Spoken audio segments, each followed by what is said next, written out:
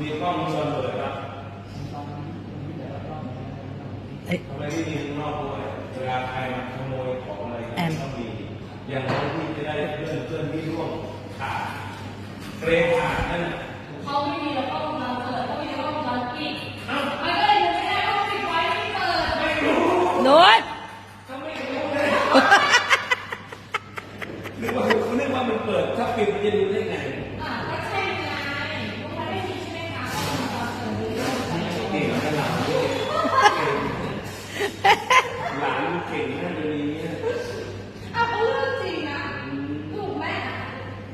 อะไรทำไม่ได้เจ็บก็ร้องนะเนี่ยใช่ไหมล่ะมีรักนะคะแถมมีรักสวยอ่ะเดี๋ยวเรามาอินดี้